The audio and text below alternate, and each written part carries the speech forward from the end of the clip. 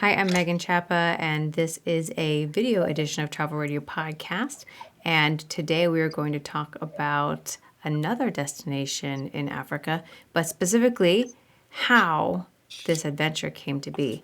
And to introduce it, I'd like to welcome a new guest to the program. Would you please, first off, welcome, and would you please introduce yourself, Priscilla Holmes? Hi, my name is Priscilla Holmes, and I'm owner and operator of Scylla Travel, and I'm an experiential or cultural immersion type travel agency. And I'm based in the Charleston, South Carolina area, and I help you live the dream through travel. That's great. That's good. That's good. Yeah, and we have some things in common in our background. Are we permitted to talk about that or no?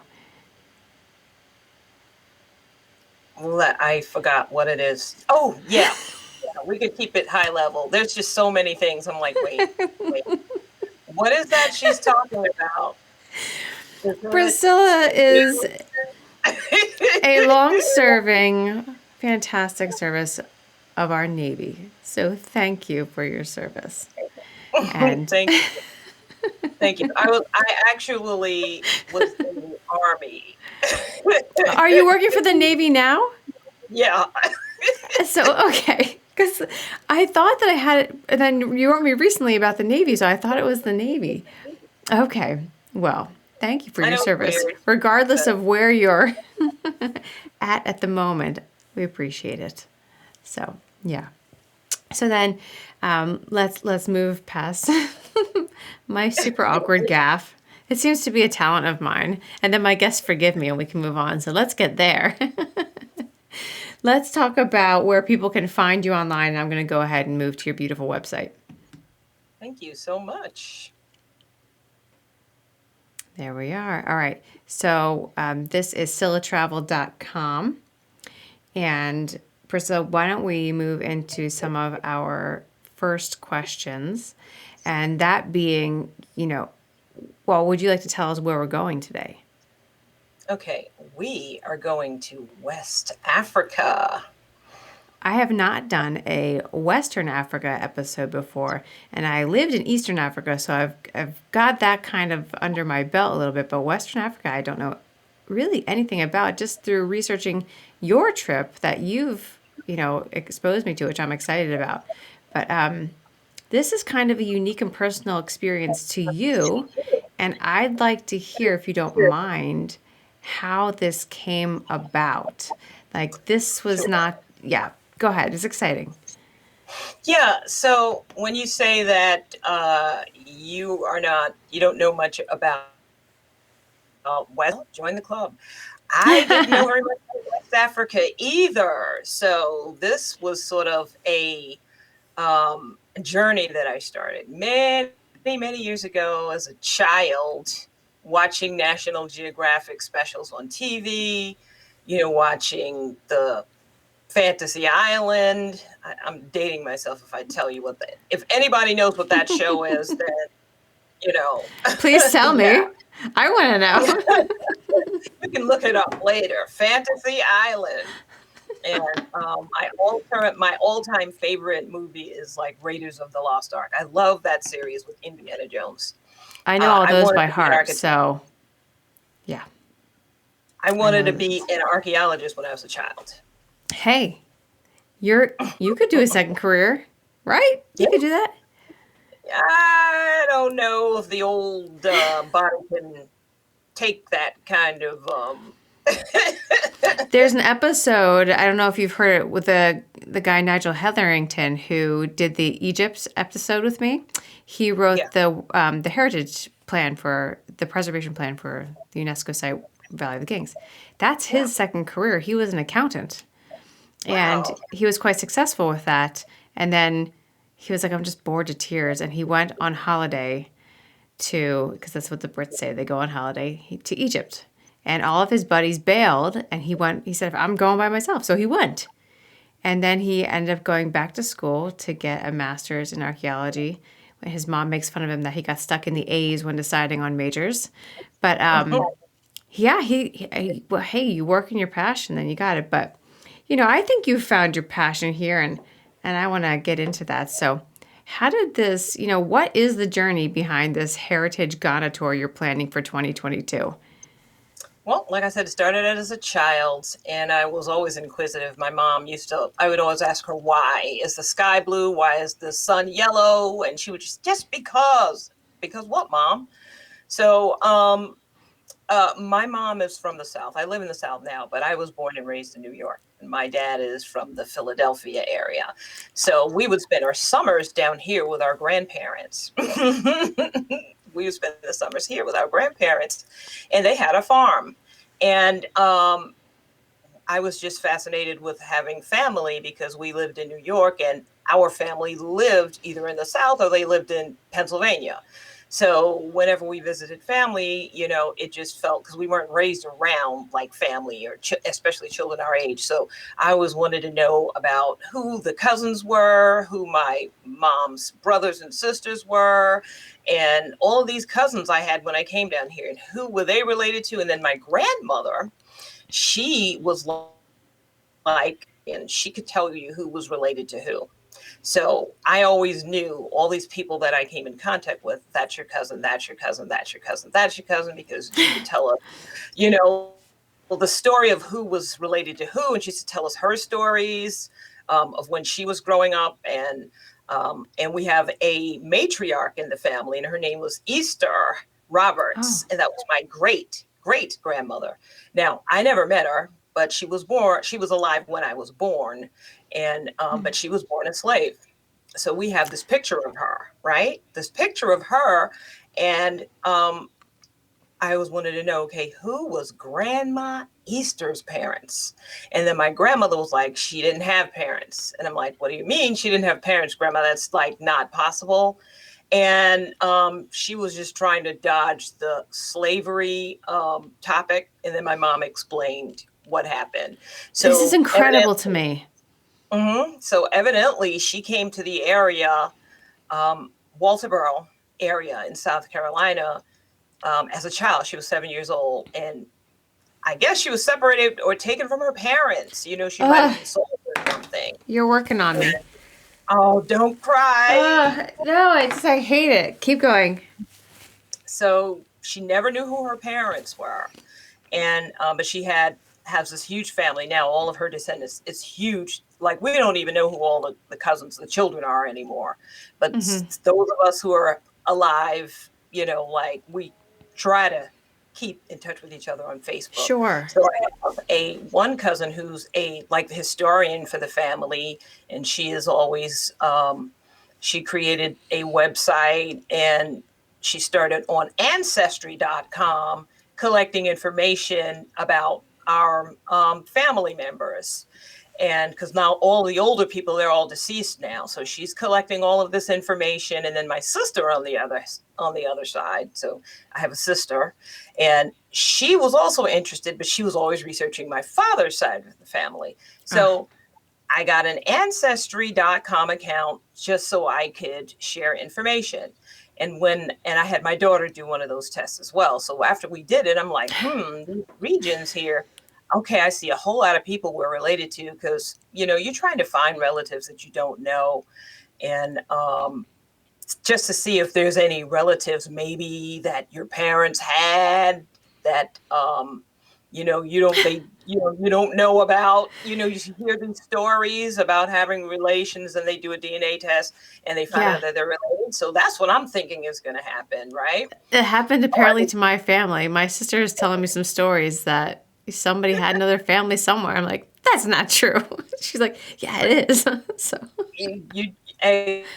that's fine. But what I found instead was they did the regions of where in Africa, where our people came from, basically, but in a broad category, because obviously you're using DNA and they're comparing it to the people who live there now. They're not comparing it to people who lived there then, because they're not here anymore. So, and then they take history and they sort of come up with these timelines of these large groups of people migrated they were here, they were in East Africa, then they went to Central Africa and West Africa, then down to the South. These these broad categories of people like Congo people. And I'm like, that's kind of broad. It's not really helping me. So I used to go on the internet and try to look for people who had my facial features, because I knew as an adult, I knew people in my community from Nigeria. And I'm like, I don't look like you. And I'm like, I want to know who, and it just meeting people from Africa, I'm like, I want to know where I came from, because I'm so curious about them. And I'm sure I asked them some really creepy questions, because I'm like asking questions like, okay, what kind of food do you eat? And one lady, she's like, chicken, fish, beef. Okay, so I'm like, just don't be offended. We really don't have a consciousness of our forefathers in Africa. So what people don't realize, it's been 400 years from the time that the first enslaved African person came to the US. So it's been 400 years that we've been separated from the motherland. So those ties have been broken. We've moved around, people, they just, were separated, so now we have a new culture. Well, and the shameful treatment of people, there was no need or care to keep record. No, the sad part about it is it's like they were really treated like livestock, to be quite honest. You can go back to the ship records if you can. There's some fortunate people who may be able to trace, because for some reason, whatever master that person worked for, they kept better records, but it's not like that everywhere. But, you see like a ship's manifest with a number of males, females, things like that, but they didn't have names or identities or anything like that. So as a result, we just have lost that connection with people in Africa. So I always wanted to know, always, because I'm like, everybody's from somewhere. And being in America, everyone in the United States of America, except came from somewhere, everyone, every single person, their ancestors came from some place, and I always envied people when they would tell me that they found out that they were Scottish, and they would go to Scotland, and they found a village where some of their ancestors came to the US or Germany, or, things like that. Because I'm a huge history buff. I was always into history as well. And so I was like, I wish I could find out, I may not be able to find the people, but I might be able to find the people group, So that's where I started my journey. And then I said, you know what, 23andMe had a sale, and I ordered that DNA test. And that one did a lot better, I have to say, because they did something called the Africa Project, where they hired a doctor, a historian, and a geneticist along, and they did some comparisons with genealogy and history and the DNA. So they were able to come up with a better picture. And then they started gathering more samples in West Africa, right? So that's where most of the Africans came from, West Africa. Not all, but for the most part, most of them came from West Africa. So, but how do you know? Africa's huge. It's 54 countries. And there are so many different people groups. How do you even narrow it down? It's like almost impossible, because no one remembers, Yeah. So I started there. And from that point, I started looking into, I said, you know what, I'm a travel. I decided I'm going to be a travel agent. So guess where I'm going to go? I'm going to go to Africa. But where do I go? Where do I begin? And it was 2019, the year of return. That was when the president of Ghana, they had this huge event. They had a lot of celebrities went there. And they had this huge ceremony, and they invited African Americans and other people of the diaspora. That's what we call the African diaspora, sporan, to come and visit. And even though we don't know specifically where we came from, we could learn from their history, because they have preserved what they call monuments or the slave castles. They Oh, preserve those those are like tours that you can go on, and you actually get to go into the castles and tour them and see where they actually kept the people while they were waiting to be shipped. And oh, you could almost, and I haven't been there yet. I do intend to go. Hopefully I get to go in, even though my tour is next year, I hope to go with a travel partner this fall. But okay. you can actually feel what they felt. So people have had these overwhelming, they could feel the presence of people or the spirits of people or just the feeling of what went on there. But just that, to make that reconnection to the continent. So now have people that you can actually identify with, because we really don't know who they are. And we've just, believe that, they forgot about us and we forgot about them and we're so different. And, it's just a cathartic type of thing to go and discover your roots. Yeah. And it just is, and go somewhere where you feel like you belong or where you came from. And you can see where your characteristics that you might have now, like I like seafood. Um, hey, the people that came on my mom's side, they lived on the coast. They lived on the coast, and my family loves rice, and rice is actually, rice was the reason why they brought them here, because they knew how to cultivate it. So they brought Oh. them here to grow rice in the South, in the Carolinas here, South Carolina in particular. So Mm. that's why they were brought here, to grow rice. Why we eat rice all of the time? Because it's just, that was a staple. That was the food that they ate in various parts of West Africa. There's so many different people groups, but Mm. I'm just so excited because I get to go and see for myself. I get to go to the continent, a place where I've always wondered about. Now, may I just interject 1 second? So you started with the 23andMe, but then you ended up taking additional tests. Yeah, I took. Then there's another test called African ancestry. That's the one that can actually predict, or not predict, but actually it's a niched DNA test just for African Americans, so they can, and it looks for the tribes. They've been around for Okay. 20 years. They have a huge database of African people, and they can actually trace you to a particular tribe. But Okay. what I can say about 23andMe, even though they didn't predict my tribe, I found an actual relative by DNA I was related to in Nigeria. Oh, So yeah, so I actually, this person took a DNA test. We took DNA, so we're cousins. So I do know that some of my people are from Nigeria. Now she can't tell me anything more, have you been and in contact with her? yes, I do contact her. I talked to her about a month ago. Um, and I told her I was coming at some point, and she was happy. I know when they had their elections, I'm like, hey, congratulations on your elections, things like that. And then she'll email me as well. But yeah, we keep in contact. That's really So neat. it That's is, it's really. pretty cool. So, do you see value in people taking the second test that you took, or you think that the 23andMe was better? It's no, they're all different. They all focus on it. The ancestry.com one, that is mostly focused on genetics, mostly for Black people anyway, genetics of who you're related to here.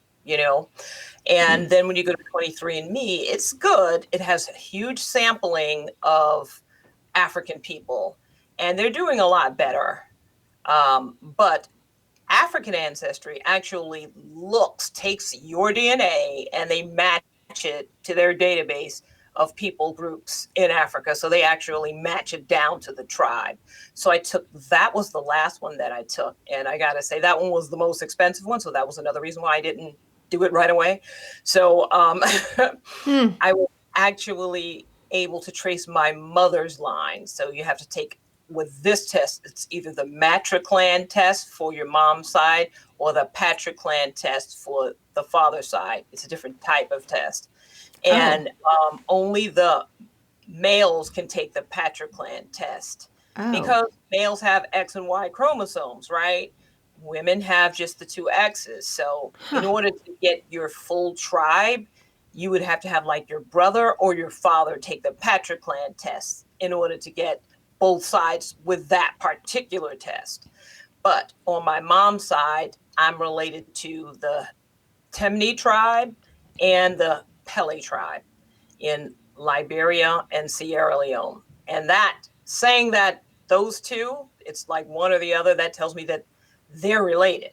So their DNA is similar. So if you go back in history, I would like to even go farther back than that. So the belief is that those people came from Mali when one of the empires crumbled and they moved to the coast, and then they split off and became these different groups. So that's interesting that I can even go back that far. That's, to me, that is huge to me, that I can, trace I can say I probably came from this Sundiata. He was an emperor in Mali, from the Mali kingdom. I'm like, that's awesome. That That's I can, awesome. yeah, I'm like, It is wow, awesome. it's so awesome. So then, how do we get to this Ghana heritage tour? How did that come about? So yeah, I went down a rabbit hole or two. So let's come back. Um, when I did 23andMe and I learned more, and I found the relative in Nigeria, and then it also showed me some groups. It showed me that I'm part Nigerian, like 22% Nigerian, 22% Ghanaian, Liberian, and Sierra Leonean. So they grouped those people together in one lump. So that tells me that they have similar DNA. Mm-hmm. They weren't able to break it down any farther than that. So because of the year of return in Ghana is making it easy for us to come. That's why Mm. I planned that trip. I said, you know what? If I have to go to Africa, I'm going to go low hanging fruit, low hanging fruit, go to Ghana. you know? So It's true that's why. though. I have well, from being in from living in London, or sorry, not London, Oxford. They're very different. A lot. We happen to go to church with a lot of African people, and they would have to what they would do in order to get permanent residence or be able to get into certain countries was establish a pattern of travel. So they would go to one Western culture country in order to be able to get a visa to another one, basically showing a pattern of return and everything. So I think it's a really good idea because some of those other countries, yeah, they're not as easy to get Right. into. But if you Right. can start that pattern, that might be helpful. Yeah, and it might not be such a shock to the system because it is totally different. The culture is totally different. And because some of the other countries, because my heritage on my mom's side goes to Sierra Leone and Liberia, um, it might be a shock because just of some of the economic conditions in those countries are not at the same level as Ghana, or definitely not the US, but they're all different countries. Africa is a Hmm. huge continent, so there are 54 countries.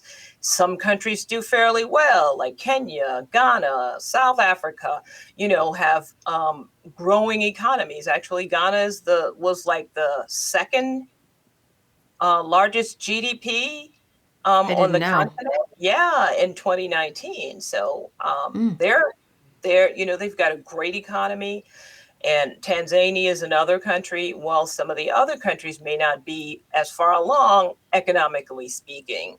So going to visit some of these, some places for the first time, for myself, I would recommend going someplace like Ghana, at least for me and people like me, other people that I may want to take Hmm. along with. Because I actually want to, they have a lot of tourism, and, they're very inviting, they're very friendly.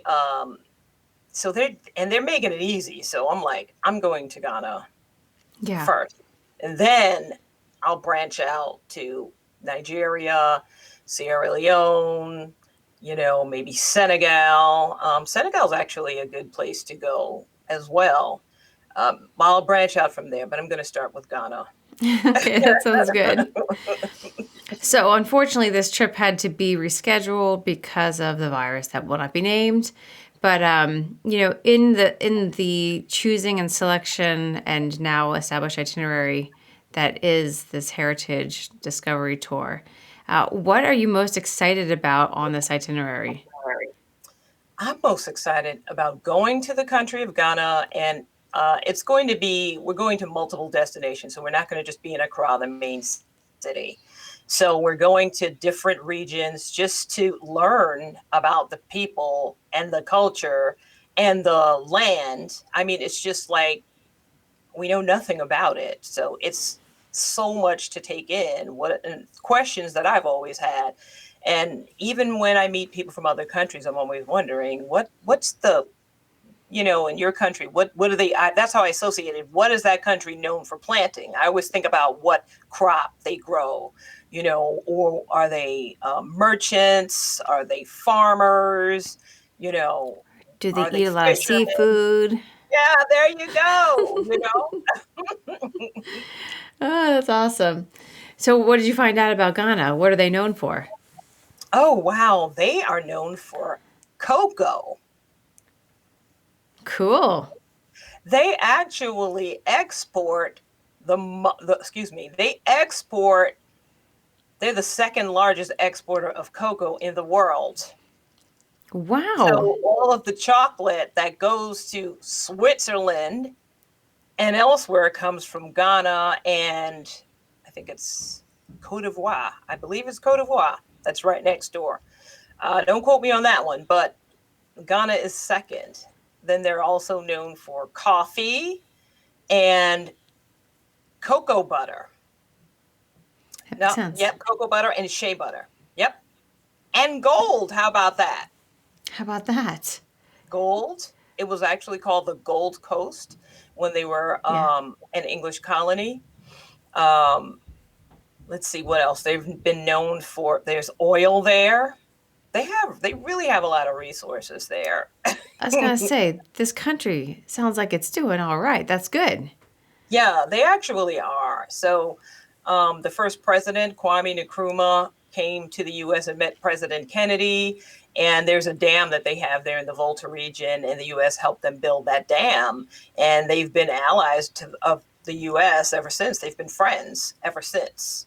So the current president, like I said, he's really big on tourism. So tourism is really huge there. And so um, they're promoting, come back, come to visit, learn your history through us, Yeah, that's So they're actually, exciting. mhm. Sorry, go ahead. I cut you off. They're actually planning on building a Wakanda tourist attraction. I love it that it's such a like a parody now, and also people are like, Wakanda's not real, and there are people who are like, maybe not to you, but to me. Yeah, sort of like Lord That of would the be Rings is not cool. real, Lord of the Rings is not real, but I still want to go to New Zealand to visit Hobbitown. I saw all of Tolkien's original drawings in the West. What do they call that? I don't know. It's one of the libraries. It's the Weston building. This is part of the Bodleian Library. So yeah, I mean, it was very real to Tolkien. Anyway, that's cool. That's exciting. I'll tell you one other little thing about me. I actually read those books years ago when I Yeah. was young. People, they stick with people. They really do.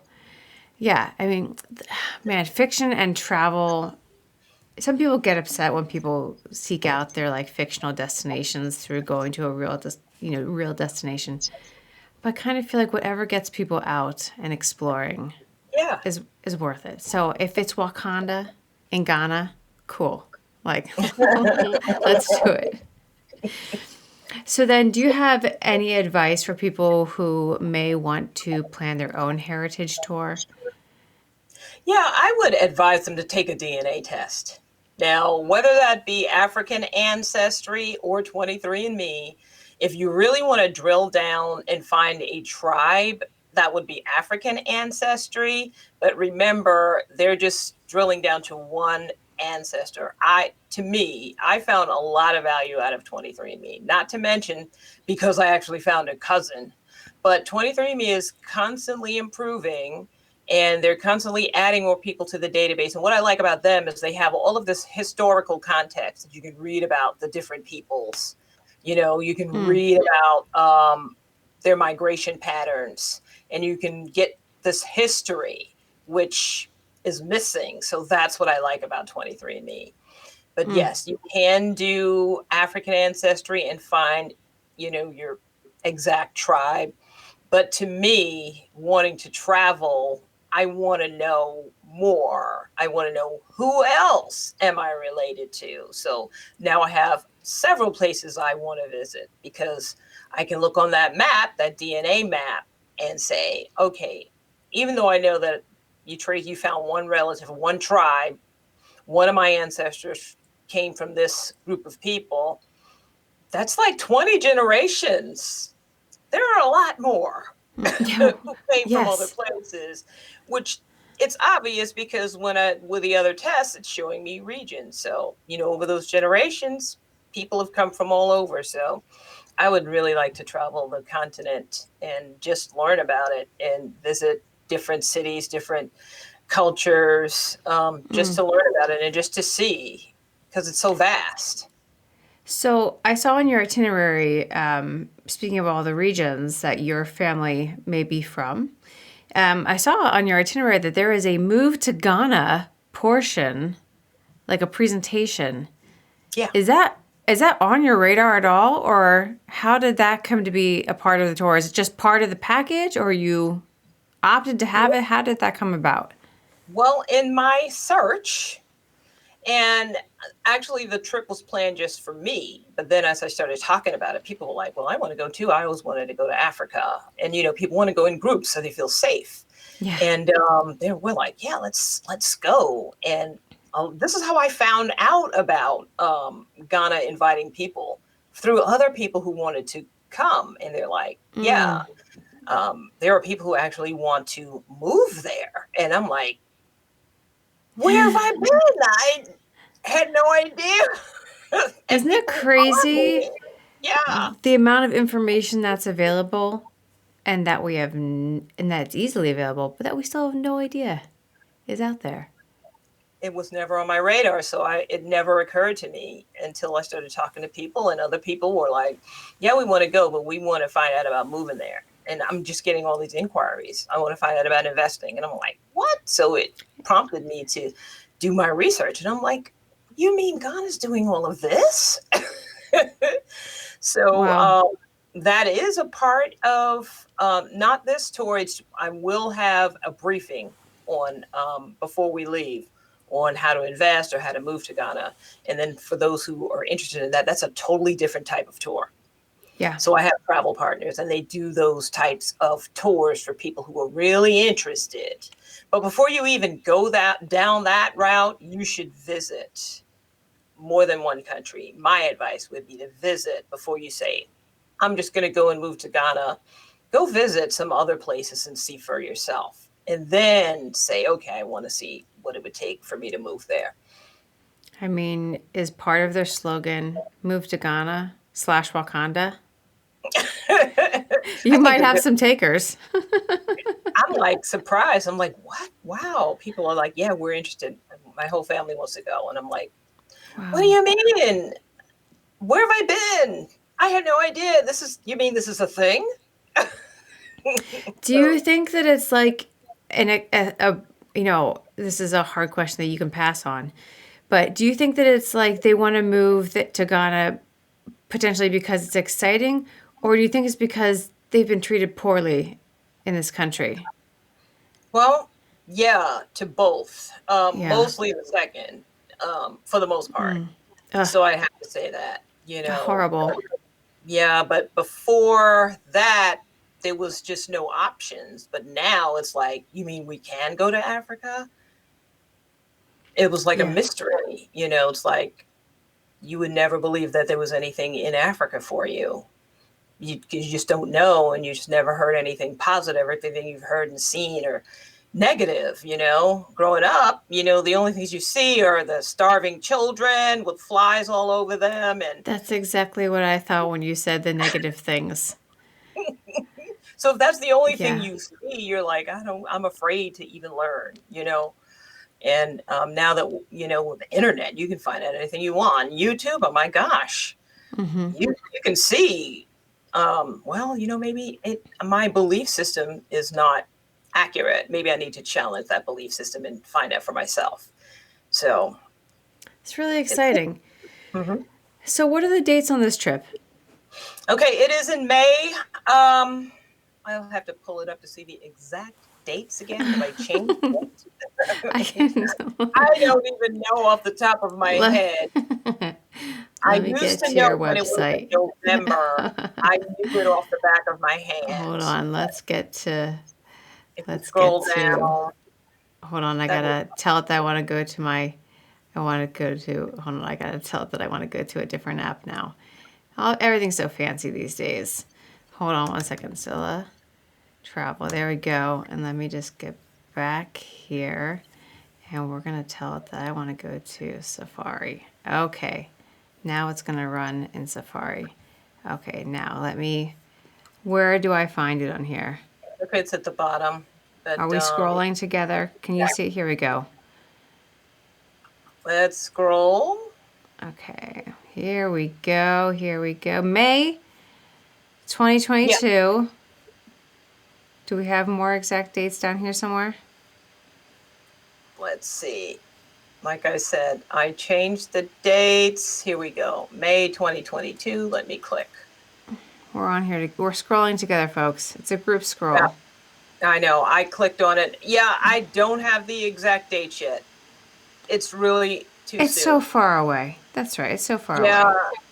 yeah. I was looking at Saturday, May 28th through June the 5th, but I still have to confirm that.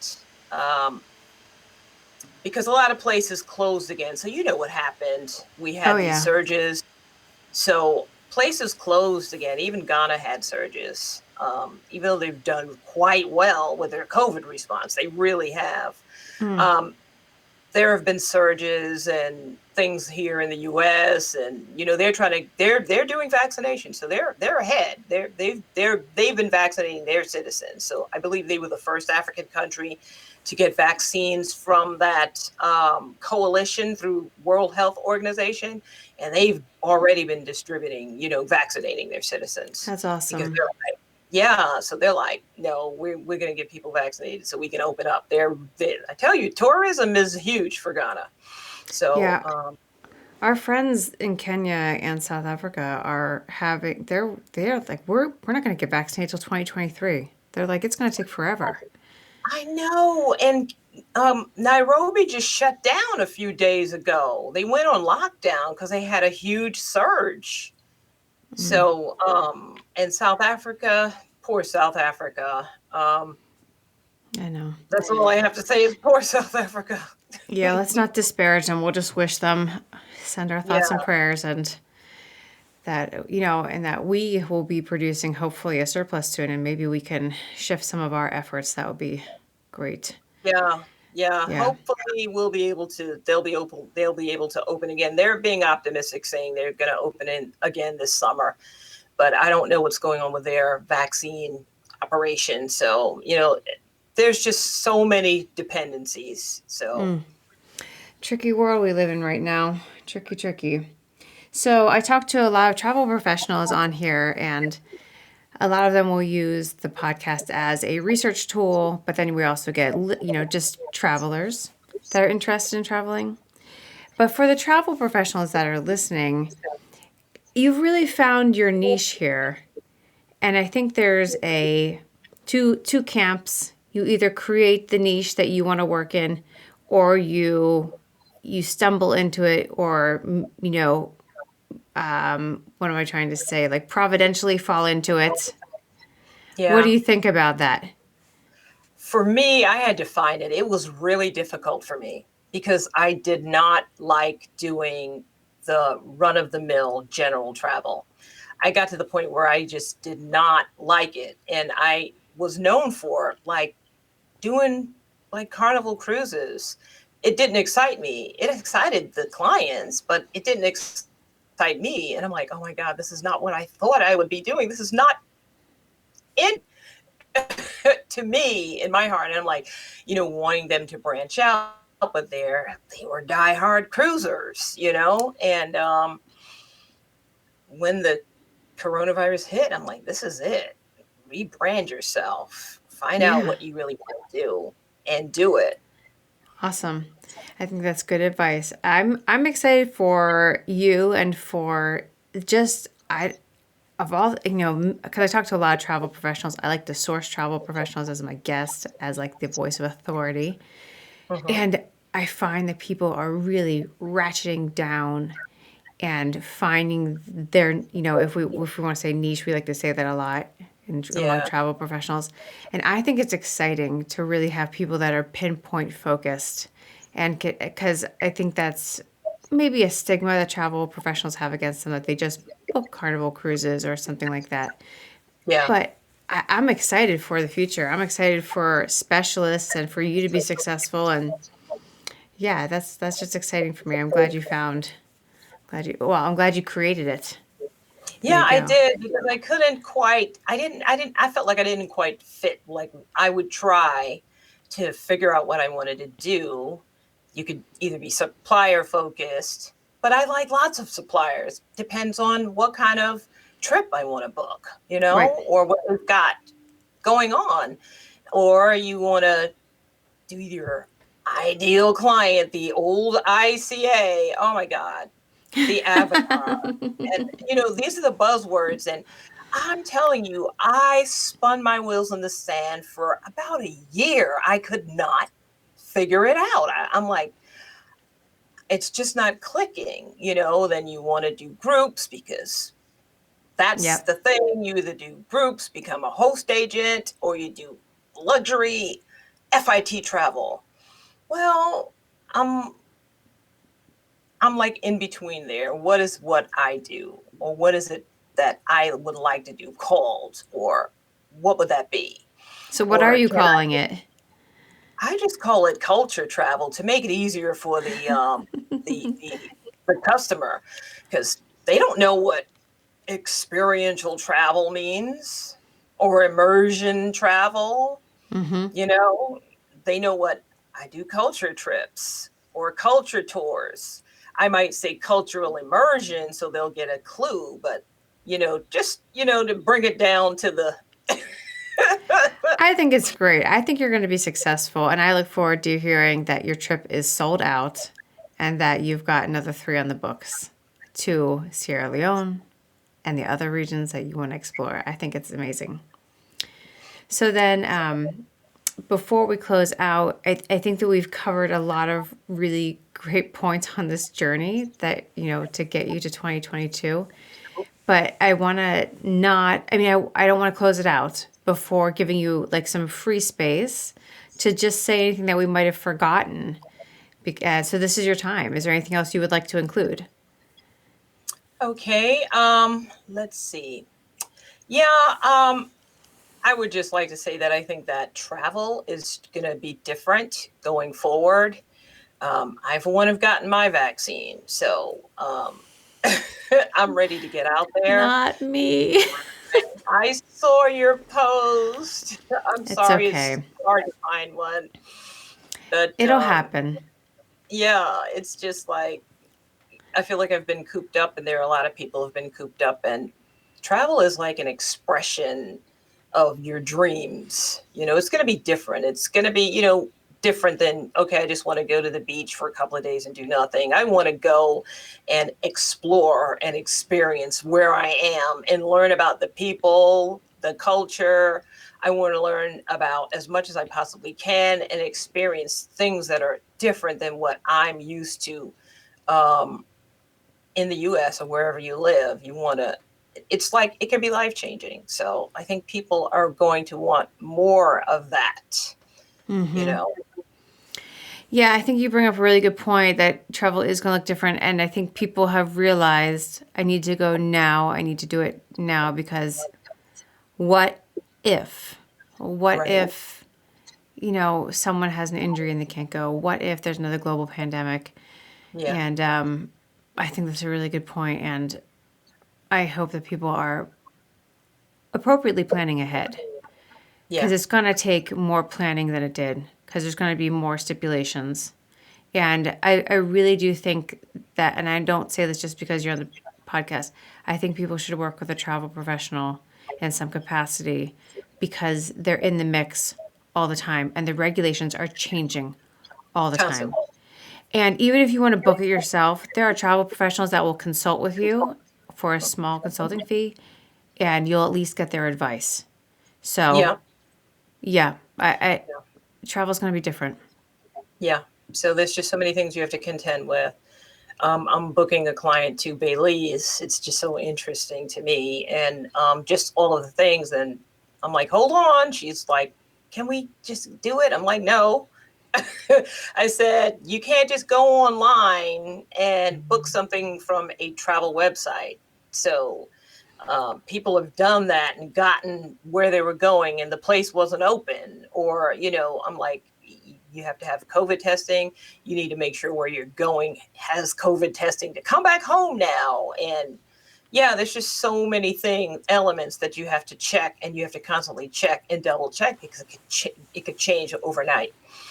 And what So, happens if you test positive yeah. before you get on that plane?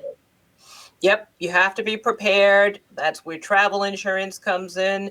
And also, depending on where you're going, some of the resorts will comp you or, let you stay there. But it still depends on where you're going. Like in Yep. Mexico, some of the larger resorts, not all of them, but it's important that you have travel insurance in case something like that happens, and travel medical insurance to cover you in case something like that happens. So, Yeah, yeah, it's it's just so many crazy. things. I don't know if you got to listen to the last series that I did on the all-inclusive resorts that travel professionals were loving.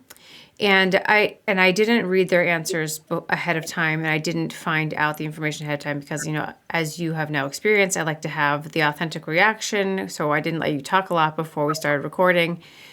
And the thing that all these 9 properties had in common was that those properties, some in Mexico, some in Jamaica, and some in Dominican Republic. Yeah, The thing that all 9 of them had in common was that they did exit testing rapid on site. And if a client tested positive, they were fed and housed on property. right. And then in some of the forums that I've been reading is that some properties that I thought would be doing this same thing are not. Like some of the bigger properties are not doing it. And then you get whisked away to like some holding hotel where you now have to source your own food and you're not guaranteed like a balcony or any sort of outdoor fresh air. Like it's crazy. So, yeah, anyway, folks, we don't need to go down that tangent because this episode is on Ghana. Yeah, But work with a travel professional. If you want to save your definitely. if you want to save yourself some headache and some heartache and some funds on the backside of your trip. Geez. Yeah. Yeah. So yeah, that's that. I would have to recommend that as well because there are just too many variables. And I'm Hmm. just like, I'm like, no, no, I have to check. I have to make sure that there's a real person there. And I have to make sure, even though you do you may have work with a supplier who recommends them, there's still no guarantees until I have to talk to a person. Mm-hmm. What are you doing? You have on your website, you're doing on-site COVID testing. So Yeah. does that mean that the you're going to have the doctor come there, or are you going to have to make them go into town? You just never know. These things change, and it could change from one day to the next. They might have a doctor maybe one day a week, and then you come there and you're not on that day, and you have to go into the village to a Yeah. medical facility. In some places, you might have some culture shock when you go to the medical facility, and it's not at the same standard that you used to in the United States. Not saying that it's like that in all cases, but you just don't know. Mm. You know.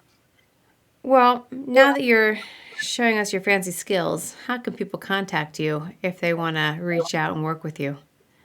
Okay, so they can contact me by email, agent@scyllatravel.com, or they can go to my website and click on the above the fold in the banner. You can get a discovery call. The discovery call is complimentary. It's courtesy. There's no charge for that. Get on my calendar and we can talk about what you have in mind for your travel. I get to know you. And if after our discussion, you decide that you want to hire me, then we go into business with each other, meaning signing a travel services agreement. And yes, I do charge planning fees because, as we just sort of described, travel is not like it used to. There are just so many variables and so many checks that you have to check to make sure that once you, especially if you're leaving the country, once you leave the country, you want to, I want to make sure that my clients are safe, they're comfortable, uh, they're prepared just in case something is amiss or there's some change, and they're able to get back home safely and know what to do in case something happens. Yeah, I mean, I don't think you have to justify charging a fee. Your time is money, and you're Yes. investing time. And the people that want to work with you, they know they're getting essentially a travel mom, that while they're traveling, somebody's watching those alerts come across their screen and knows that they have a client traveling. So don't Yeah. justify it. It's justified. So there you go. Thank Well, you. I'm so thankful that you came on this podcast. Your story is incredible. And I hope that beyond this podcast, which is, a pitiful little thing compared to the magnitude of your story, I hope you write it down somewhere and really share it out there. It's incredible. So, anyway, I hope that you do that. Anyway, just a little plug for me. Thank Remembering your you. story now, and I lost my tissue. Okay, no, I found it. Okay, sorry. But I thank you for being on the podcast and for sharing your story. I really appreciate your time, and I hope that we find something to collaborate again on in the future. That'd be wonderful. Yeah, it would be. Thank you so much for having me. I was just so surprised. I was like, wow, she wants me on her podcast. I'm so honored. It's exciting. Yes. Yeah, well, I'm glad you thought it was exciting. I mean, sometimes people are like, "I don't get it. What's a podcast?" But yeah, I'm glad you joined me. It was really wonderful. So, well, then I'm just gonna sign off now. If you have nothing else you want to say, I think we're done. Yep, I'm done. Okay. Yeah, I would say one more thing. Remember, live the dream. Live the dream. Keep travel dreaming. It got real quiet now in people's ears that are just listening. It's going to be funny. All right. Thank you, everyone, for watching and listening to Travel Radio Podcast. Until next time, this is Megan Chappa saying thanks for listening. Have a wonderful night. Bye, You all. too. Bye bye. Bye.